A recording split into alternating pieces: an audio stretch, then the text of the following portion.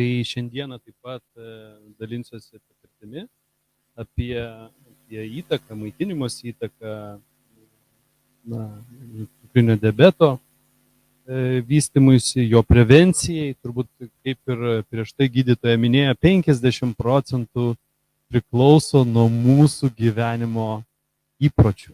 Ir tie įpročiai susideda taip pat ir su mitybos įpročiais. Tai yra labai aktualu ir apie tai kalbėsiu. Savo visuose pranešimuose aš taikau mokslinį pagrindimą. Mane domina, ką mokslas šioje srityje yra nuveikęs, kaip jisai rekomenduoja laikytis kokių rekomendacijų. Tai aš šiandien aptarsiu ir mokslinius aspektus. Turbūt nepaslaptis, kad mes esame tuo, kas, kam ir kaip užauginta ir ką mes valgom. Ir antsvoris ir fizinis nutukimas tai iš tiesų yra vieni iš svarbiausių diabeto ir metabolinio sindromo rizikos veiksniai. Tai peržvelgus tiek ir maisto pasikeitimo visą grandinę, kas pasikeitė šiais laikais, tai mes matom, ir aš kiekvieną kartą, kai kartoju ir stengiuosi, kad jūs tikrai tą užakcentuotumėt, kuo daugiau mes valgom itin perdirbto maisto, tuo mes turėsime daugiau sveikatos problemų. Ir šitoje skaidrėje viršuje mes matome itin perdirbtų maisto produktų pirkimą Europos Sąjungoje. Šioje skaidrėje nesimato JAV, tačiau mes didžiąją dalimi mokslo grindžiamės JAV pasiekimais, nes jie yra pirmieji, kurie patiria tas sveikatos problemas ir pirmieji, kurie išbando tos visus itin perdirbtus maisto produktus, nes didžioji dalis tų produktų yra kuriami būtent JAV. Tai mokslas rodo tai, kad 1 iš 10 amerikiečių yra nustatytas antro tipo cukrinis diabetas, 1 iš 3 diagnozuotas metabolinis sindromas, tai yra prediabetas. Būtent mano pranešime daugiausiai akcentuosime ir kalbėsime apie cukrinį diabetą kaip antro tipo cukrinį diabetą ir prediabetinę būseną, nes mes tai galim įtakoti su fiziniu aktyvumu, kuris vienas iš svarbiausių, ir mityba. Tai jie abudu yra labai labai svarbus ir aš rekomenduoju jų kuo labiau laikytis. Ir taip pat nepakeitus mitybos įpročių po 5-8 metų metabolinis sindromas virsta cukriniu diabetu. 1 iš 4 suaugusių nealkoholinė suriebėjusi kepenų liga diagnozuota ir tai yra pasekmė taip pat ir įtaka irgi cukrinio diabeto, metabolinio sindromo įtaka. 1 iš 2 serga pirminė hipertenzija. Ir didžioji dauguma visuomenės, 89%, turi antsvorį. Ir nors tai yra Amerikos duomenys, tačiau mes labai greitai bėgame iš paskos ir manau, kad tie skaičiai jie artėja ir Europos Sąjungos šalyse, įskaitant ir Lietuvą. Ir ką parodė COVID pandemija, kad kuo mažesnis fizinis aktyvumas, tuo didesnė ir aišku, nutukimo ir antsvorio rizika, ir taip pat ir metabolinio sindromo rizika, ir diabeto rizika, ir depresijos rizika. Problema nebūtų vien tik tai, kad cukraus kiekis padidėja dėl maisto, kurį mes valgom, tačiau problema yra tai, kad metabolinio sindromo, cukrinio diabeto metu pasireiškia daug gretutinių ligų. Tai apie tai kalbėta buvo ir šiandieną, tai dar kartą pasikartosiu, tai širdies kraujagyslių ligos, insultas, demencija, Alzheimerio liga, inkstų kepenų ligos, onkologinės, virškinimo trakto onkologinės ligos, aklumas, neuropatija ir šlapimo nelaikymas, taip pat, kaip minėjo gydytoja. Ir taip pat viena iš sudėtingiausių komplikacijų tai yra ankstyva mirtis. Ir tai kalba mokslas. Cukrinis diabetas sukelia daugelįpį neigiamą poveikį organizmui. Tai yra ir atsiranda raumenų riebalinė infiltracija, mitochondrijų intoksikacija, sumažėja beta ląstelių kiekis kasos Langerhanso ląstelėse, celelėse, atsiranda hormono insulino kiekio pokyčiai, jo apykaitos virškinimo trakto hormonų, sotumo jausmą sukeliantys hormonų pokyčiai, taip kad tai yra visapusis veiksmas. Ir šioje skaidrėje parodyta įtaka tiek mitybos, tiek mūsų žarnynui, kraujotakai ir skeleto raumenim. Tai dar kartą noriu tik tai patvirtinti, kad kuo didesnis fizinis aktyvumas, tuo mūsų raumenyse didėja mitochondrijų kiekis, tai yra organėlių, kurios būtent ir kurių pagalba gliukozė kaip kuras yra sudeginama, oksiduojama bei transformuojama į ATP, adenozintrifosfatą, visų mūsų ląstelių energijos molekulės. Tai reiškia, aš tai rekomenduoju ne po 500 žingsnių kiekvieną dieną vis daugiau nueiti, o išties daug vaikščioti, žymiai daugiau vaikščioti negu dabar, fiziškai būti labai aktyviem, kuo galima daugiau kiekvieną dieną būti aktyviem. Ir jeigu mes kartais neturime to aktyvumo, tai, kaip aš sakau, yra keli būdai. Pirmas būdas tai yra išeiti iš namų, gal šuniuką nusipirkti ir pavedžioti jį. Kitas būdas galbūt su vaikais išeiti pasivaikščioti, galbūt su žmona. Na, bet kokiu atveju tai reikia didinti kiek įmanoma. Nes kuo didesnis mitochondrijų energijos sunaudojimas, tuo mažesnis gliukozės kiekis lieka kraujyje. Tai kaip maitinimasis ir įtaka cukriniam diabetui. Na, kaip ir visą laiką dieta, mūsų maistas turi dvi pasiekmes, dvi reikšmės pagrindinės. Tai visų pirma, mūsų įtaka žarnyno mikrobiotai ir mūsų žarnyno sveikatai. Na, ir tai pirmas yra žarnyno barjeras, kai maistinės medžiagos pakliūna į kraujotaką. Tai reiškia, jeigu yra žarnyno sutrikimas ir jisai atsiranda dėl mūsų maisto, ir vėliau pasakosiu dėl kokio maisto, na ir atsiranda tam tikrų medžiagų netgi nepakliuvimas į kraujotaką. Tai reiškia, tai yra pirmo barjero praėjimas ir jisai turi didžiulį įtaką nuo to maisto, kokį mes valgome. Ir antra įtaka mūsų sveikatai, tai yra maistas, tai yra mūsų kūno statybinės medžiagos. Tai mes ypatingai svarbios yra medžiagos, kurios suformuoja mūsų kūno ląsteles. Nes tai yra antras, sakyčiau, barjeras, tai yra metabolinio sindromo barjeras, kai į ląstelę nepakliūna medžiagos, jeigu ląstelė yra per daug uždara ir yra sutrikimas medžiagų apykaitos, medžiagų pakliuvimo sutrikimas į ląstelę. Tai kalbėsime ir apie antrą mechanizmą. Tai pirmas mechanizmas, tai yra žarnynas. Ir kuo mes daugiau šiais laikais valgom itin perdirbto maisto, kuo tame maiste yra per daug įvairių maisto priedų, stipriklių, tirštiklių, kvapo išlaikančių medžiagų ir taip toliau. Taip pat, kuo tame maiste yra daugiau riebalų, ypač sočiųjų riebalų, omega-6 riebalų, kuo tame maiste yra daugiau cukraus, kuo tame maiste yra daugiau druskos. Ir kuo tame yra maiste daugiau kepimo junginių, tai yra aukštoje temperatūroje paruoštame maiste susikaupia tam tikros degimo junginiai, maisto sudeginimo junginiai, kurie cukrus arba riebalai sudenga. Tai šitie visi junginiai ypatingai prisideda prie viso organizmo ir prie žarnyno sveikatos sutrikimų. Tai reiškia, kuo labiau maitinsime savo žarnyne gyvenančias bakterijas maistu, cukrais įvairiais ir panašiai, tuo maistu, kuris mažina gerųjų bakterijų sudėtį, tai reikia suvokti, kad tas maistas padidins kitų patogeninių bakterijų sudėtį. Ir nuo šito santykio maisto pas mus pasikeis bakterijų sudėtis. Vienų bakterijų kiekis didės, kitų gerųjų vadinamų mažės kiekis. Tai čia yra vienas dalykas. Antras dalykas, sutriks pralaidumas žarnyno. Jisai dalelės kaip lipopolisacharidai, kitos patenka į kraujotaką, sukeldamos uždegiminius efektus, uždegiminius procesus. Pasikeis žarnyno bakterijų sudėtis, tuo pačiu kaupiasi dujos. Mes jau vieną tokį požymį galim pajausti, jeigu kažkam tai, pavyzdžiui, kaupiasi dujos, reiškia, per daug valgote cukrų, reiškia, per daug dirbtinio maisto. Ir visas tas kompleksas pasikeitusių bakterijų, ta disbakteriozė, kartais išsivystanti arba tam tikrų bakterijų užvešėjimas, tai yra pasiekmė mūsų mitybos, mūsų gyvenimo būdo didžiąja dalimi. Tai aišku, įtakoja ir toksinų vartojimas, ir vaistų vartojimas didžiulis kiekiais, nereguliarus ir nesavalaikis antibiotikų vartojimas, kas irgi žaloja. Ir šiandien dienai medicina susiduria su didžiulėmis problemomis. Na ir viso to pasiekmė tai yra lėtinių ligų vystymosi mechanizmas įsijungia, kai viena iš pagrindinių mūsų imuninių sistemų nefunkcionuoja taip, kaip privalėtų funkcionuoti, nes visgi žarnyne atsiranda ir ypatingas didžiulis kiekis imuninių ląstelių.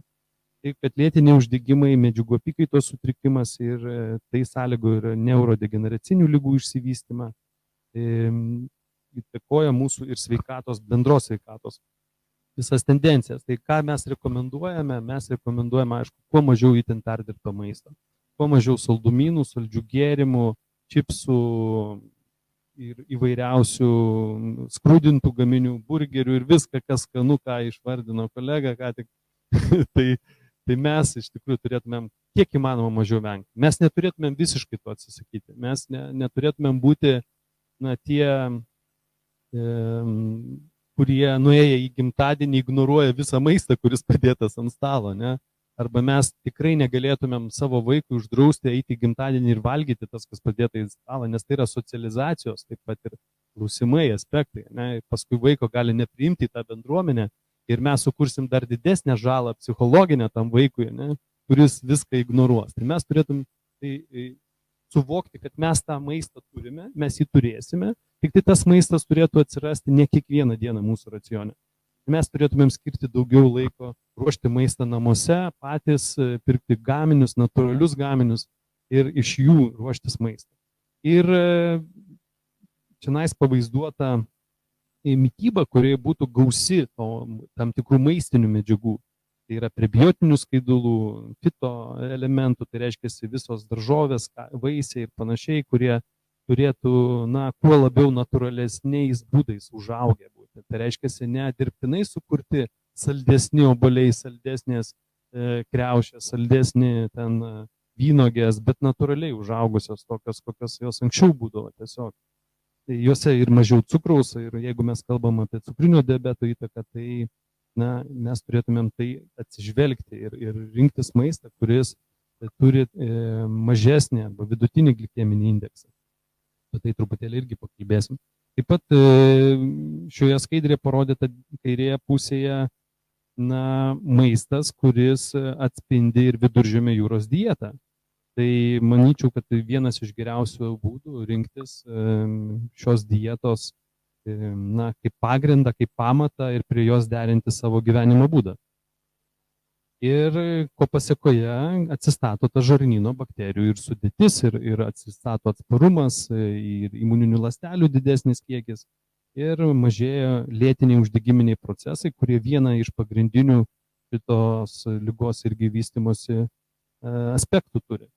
Dabar mokslas, ką kalba mokslas, tai iš ties buvo nemažai darbų ir tas vystymasis šitoje srityje mokslo tikrai yra išsamus ir yra nemažai mokslinių darbų, kurie ypatingai kalba apie kūno masės kiekį, kūno masės indekso įtaką, fizinį aktyvumą ir prevenciją antro tipo cukrinio diabeto.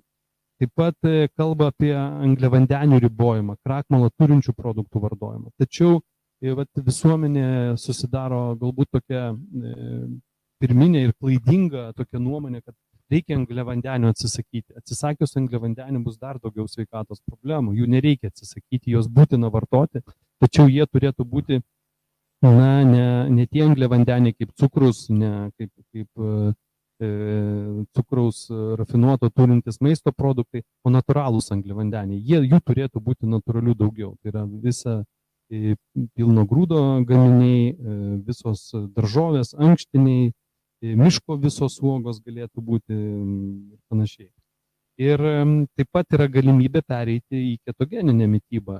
Tačiau su ketogeninė mityba reikia taip pat būti labai atsargiem, nes didžioji dalis visuomenės pasirenka pigiuosius riebalus, kurie yra mūsų parduotuvėse. Tai pradeda vartoti daug sviesto, daug pieno riebalų, daug mėsos riebalų, sutrikdydami dar labiau medžiagų apykaitą, sutrikdydami, paskatindami dar aktyvesnį metabolinio sindromo vystymąsi, nes nuo sočiųjų riebalų kiekio maiste ir priklauso mūsų ir kitų polinesočiųjų riebalų, omega-3 riebalų maiste ir priklauso tos ląstelės membranos pralaidumas, ta medžiagų apykaita. Tai čia reikia būti labai atsargiem ir su ketogeninė dieta aš visgi siūlyčiau kreiptis pas specialistus, pas dietistus, pas dietologus ir jų pagalba reguliuoti ketogeninės mitybos maisto produktų kiekį ir skaičių ir koks tai maisto produktas turėtų atsirasti. Taip pat rekomenduojama, aišku, gliukozės kiekį kraujyje mažinti ir kaip įmanoma tai aktyviau daryti. Taip pat buvo įrodyta, kad vartojant omega-3, aš visą laiką apie tai kalbu, nes jinai yra viena iš svarbiausių mūsų kūno statybinių medžiagų, mūsų ląstelės statybinių medžiagų. Tai aš visą laiką paieškau klinikinių studijų ir GAO 2017 metais taip pat parodė, kad vartojant omega-3 jūs galite padidinti jautrumą insulinui metabolinio sindromo metu. Tai reiškia, tas jautrumas aktyvės. Omega-3 patenka į ląstelės membraną, jį pakeičia terpę, kurioje yra įsiterpę insulino receptoriai. Taip pat pakeičia ir pačio insulino receptoriaus struktūrą, dėl ko šis receptorius tampa labai jautrus insulinui. Reiškia, omega-3 epigenetiniai pusiai turi irgi labai didžiulę įtaką. Ir taip pat reikia suvokti, kad nėra auksinės piliulės, nėra vieno sprendimo visiems gyvenimo atvejams, tai yra kompleksiniai sprendimai. Reiškia, jeigu atsitinka kažkokia tai liga, mes turime žiūrėti visapusiškai. Ir pakeitus tik tai vieną dalį, mes tik tai šiek tiek prisidedam prie tos ligos mažėjimo, bet mums reikia kompleksiškai žiūrėti. Tas kompleksinis požiūris mokslo ir yra toksai, kad norint, kad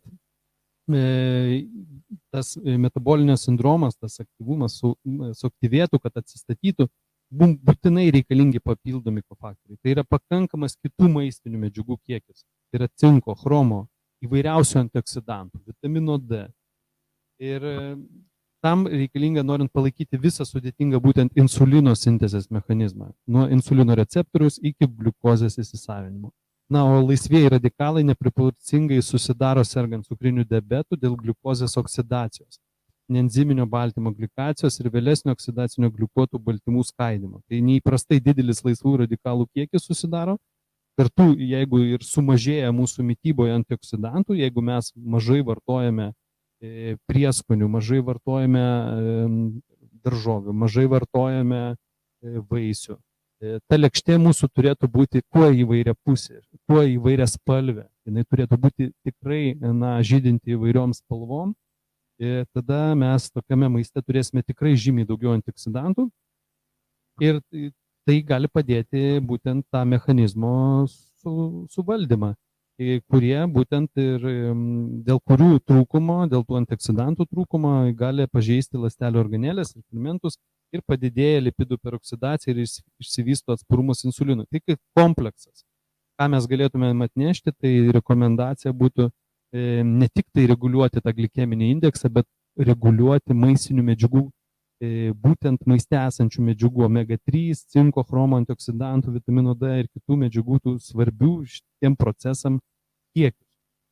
Ir problema, tai truputėlį galbūt paliečiau ir kiekvieną kartą apie tai kartoju, mažinti itin perdėto kiekio maisto kiekių vartojimą. Tai kuo mažiau. Kodėl tai yra svarbu? Todėl, kad kuo aukštesnėje temperatūroje apdorojamas maistas, tuo jame suskyla degimo komponentai atsiranda. Tai yra glikacijos ir lipoksidacijos. Cukraus ir riebalų galutiniai skilimo junginiai, kurie ypatingai sendina, prisideda prie sendinimo ir prie uždegiminių procesų vystymosi mūsų organizme, o ilgas besivystantis uždegiminis procesas išsivysto į lėtinį uždegiminį procesą, kuris yra visų ligų tokia viena iš didžiausių priežasčių. Taip kad mikronutrientų trūkumas, kuo labiau, kuo aukštesnė temperatūra paruoštas maistas, tuo tame maiste yra mažiau natūralių, sveikų, natūralių, gerų maistinių medžiagų, mikroelementų ir panašiai. Taip pat perdirbtame maiste mes nerasime praktiškai skaidulinių medžiagų, skaidulų, kurios ypatingai reguliuoja cukraus kiekį kraujyje. O skaidulų mums reikėtų ypatingai padidinti.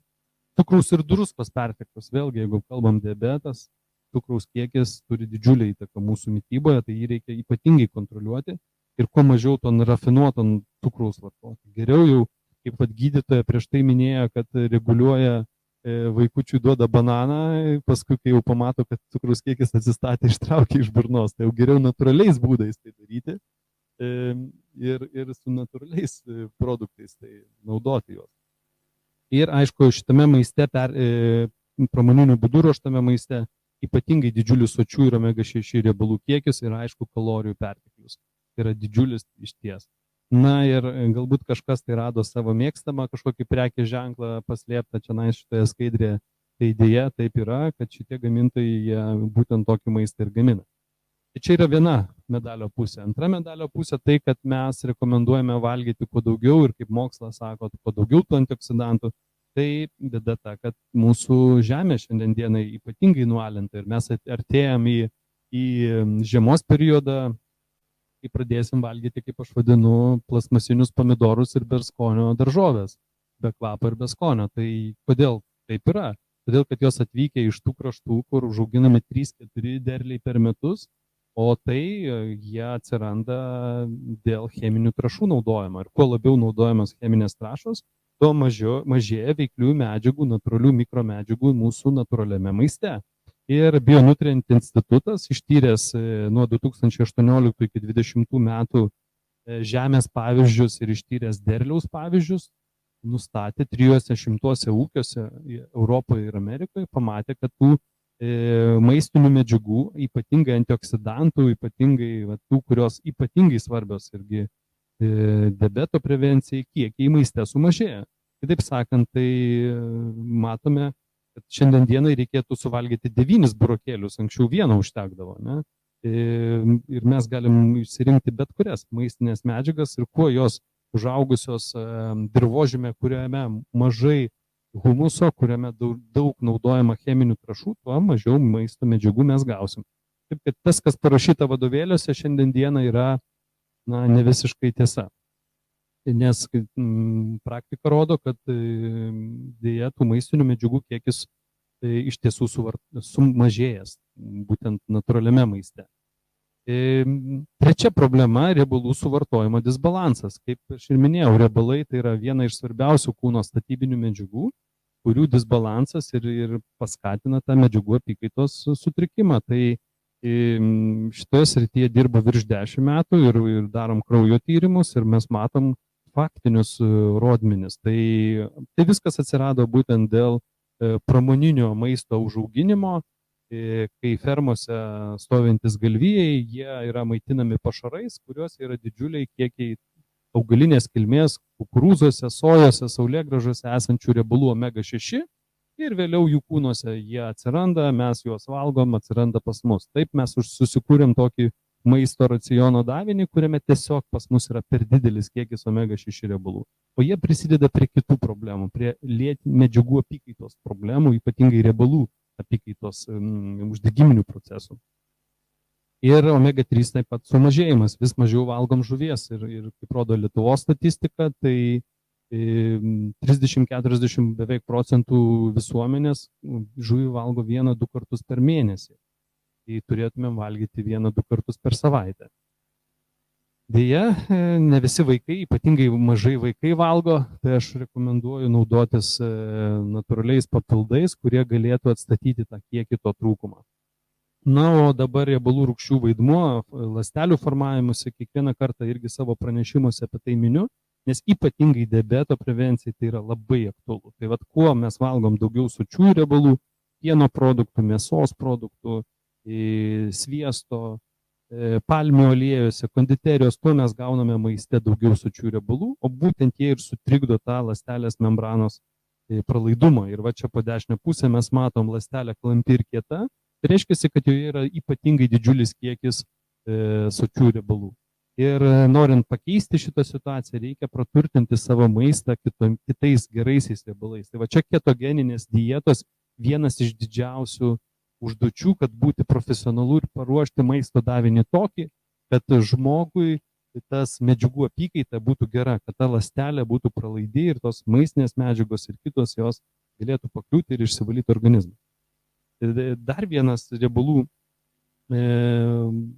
svarba, tai yra omega 6 riebalai, kaip minėjau, jie pakliuvę į mūsų mitybą, jie formuoja mūsų ląstelių membranas ir per didelis jų kiekis jie dalyvauja lėtinio uždegimo mechanizme. Tai yra, tai išskleidžia tam tikrus hormonus, eikozonoidus ir prostaglandinus, tromboksanus, leukotrienus, mes matom PGA2, tromboksanai A2, leukotrienai A4 grupės, kurie ilgainiui padidina ir C reaktyvinio baltymo ir citokinų kiekį kraujyje.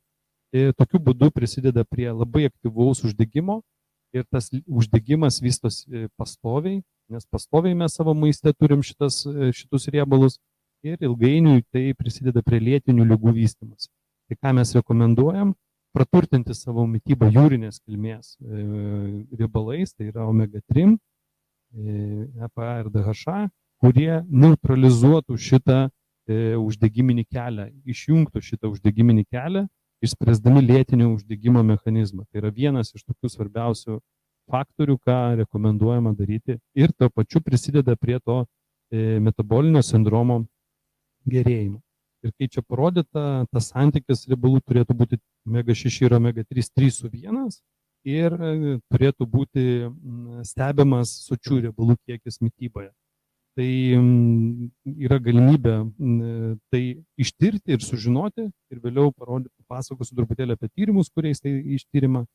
Na, o priežastis ir pasiekmes, tai apibendrinus galima pasakyti, kad itin perdirbtas maistas vaidina ypatingai didžiulį vaidmenį. Taip pat riebalų disbalansas omega-6 ir omega-3 taip pat vaidina didžiulį vaidmenį lėtinio uždegimo mechanizmui ir cukrinio diabeto vystymuisi. Žarnyno sveikata, disbakteriozė, oksidacinis stresas, antioksidantų kiekis ir per mažas fizinis aktyvumas, kaip minėjo kolegė, ir poilsis turi ypatingai didelį vaidmenį ir aišku ir streso kiekis. Tai yra kompleksas ir nėra viena už kito svarbesnio, visa tai yra svarbu. Visa tai yra lygiai gretu ir svarbu mūsų mityboje palaikyti ir mūsų gyvenime išlaikyti kiek įmanoma ilgiau. Na ir dabar rekomendacijos. Tai rekomendacijos būtų tiek ir kraujo tyrimai, kuriais remiantis mes galim nustatyti prediabetinę būseną. Tai yra gliukoto hemoglobino tyrimai, kurie rekomenduojami. Taip pat balanso testas, kuris ypatingai parodytų riebalų rūgščių santykius mityboje, parodytų ląstelės membranos pralaidumą, kas vėlgi įtakoja didžiulį vaidmenį yra metabolizmui ir aišku mikronutrientų kiekiai. Labai svarbu sekti mikronutrientus, apie kuriuos aš kalbėjau ir dar pabaigoje paminėsiu, nes jų kiekis taip pat prisideda prie visų šitų procesų. Tuos tyrimus galime daryti įvairiose laboratorijose, pats jau virš 10 metų to dirbu, taip kad tikrai yra būdas, kaip išsitirti. Na ir maitinimosi rekomendacijos. Specialiai šiandien neruošiau maisto davinių, kurie parodytų žemo, vidutinio arba aukšto glikeminio indekso maistą. Nes svarbu ne tik tai žinoti, koks maistas, bet žinoti, kaip jį paruošti, nes mes galime imti maistą, kuris turi žemą glikeminį indeksą, tačiau jį beruošiant pridėti cukraus arba kitų kažkokių tai priedų, džiovintų vaisių ir panašiai, ir tas maistas gal pasikeis labai. Tai aš siūlyčiau, kam aktualu kreiptis pas būtent specialistus, pas dietistus, pas dietologus ir taip rekomenduoti tada profesionalią pagalbą tiem žmonėm, kurie susiduria su prediabetinė būsena arba antro tipo diabeto. Tai ypatingai turi didžiulį vaidmenį. Ir pagrindinė tokia rekomendacija, tai aišku, viduržemio jūros dieta. Kodėl jinai tokia aktuali ir kodėl jinai gausi? Todėl, kad jinai atneša visą gaminį, visą gamą mums šitų maistinių medžiagų, kurios ypatingai turi didžiulį vaidmenį. Tai ir didelį kiekį skaidulinių medžiagų, taip pat turi didelį kiekį ir gerųjų riebalų, tiek alyvuogių aliejaus riebalų omega-9 mononesočiųjų, tiek ir jūrinės kilmės omega-3 riebalų rūgščių, omega-7 riebalų rūgščių, kurios ypatingai svarbios. Taip pat turi didžiulį kiekį vaisių, daržovių, kuriuose yra gausu antioksidantų ir vitaminų, mineralų. Taip kad tai yra, manyčiau, tokia viena iš šių laikų geresnių mitybų, bet labai svarbu ir pasižiūrėti, kad to cukraus kiekis visgi tų gaminių būtų mažesnis, kad mes rinktumėmės šiek tiek mažesnio cukraus kiekį turinčių šitų maisto produktų. Ir, aišku, viena iš dar svarbiausių rekomendacijų tai yra fizinis aktyvumas, jisai yra be galo svarbus. Rekomenduoju kiekvieną dieną mankštintis pagal kiekvieno žmogaus galimybės, aišku, tai daryti. Bet tai yra viena iš svarbiausių sąlygų, nes mityba ir fizinis aktyvumas, jie turi eiti kartu. Jie turi būti kairės ir dešinės rankos, tokia draugystė. Ir mikronutrientai svarbiausia cukrinio diabeto ir prediabeto prevencijai, tai aišku, skaidulinės medžiagos. Ir tos medžiagos skaidulinės, jos ypatingai svarbios, kokias mes jas gausim. Tai turėtų jūsų mityboje atsirasti inulinas, frukto oligosacharidai, beta-gliukanai, atsparieji krakmolai.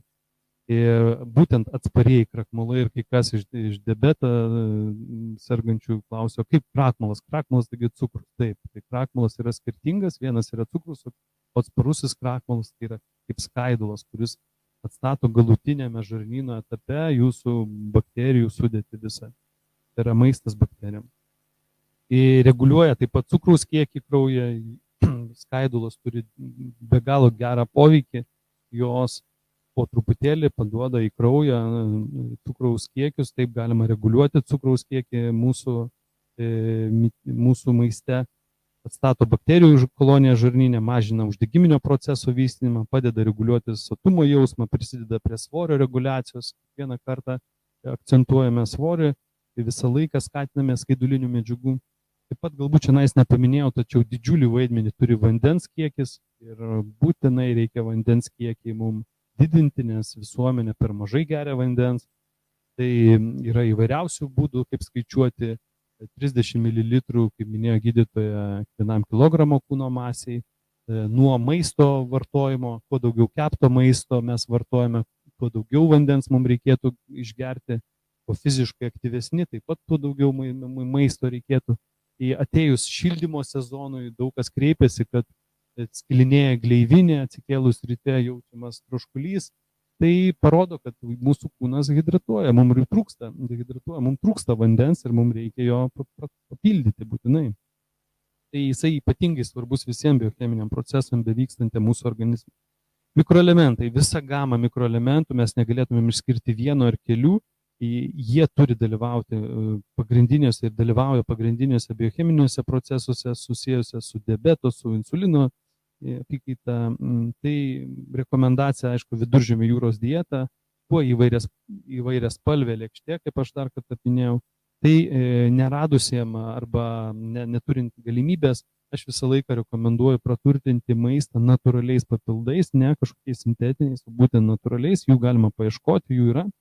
Antioksidantai taip pat mažina būtent oksidacinio streso įtaką, stiprina imuninę sistemą, mažina uždegiminius procesus, tai įvairios daržovės, vaisiai, uogos, prieskoniai, sėklos, alyvuogės, nepakeičiamosios riebalų rūgštys omega 3, kurios yra ypatingai svarbios riebalų metabolizmo sureguliavimui, gali padėti sumažinti uždegimą, padidina jautrumą insulinui. Todėl būtina su maistu gauti pakankamai kiekį omega 3 riebalų rūgščių. Ir su omega 3 riebalų rūgštim jos atrandamos jūrinėse maisto produktuose, atrandamos graikiškuose riešutuose, įvairiose sėklose. Tačiau reikėtų žinoti, kad būtent jos skiriasi augalinės kilmės nuo žemėje užaugusių, nuo jūrinės kilmės. Taip kad jūrinės kilmės turi žymiai didesnį pranašumą, būtent prieš uždegiminių poveikių. Ir, aišku, galime atrasti taip pat ir papildais su polifenoliais.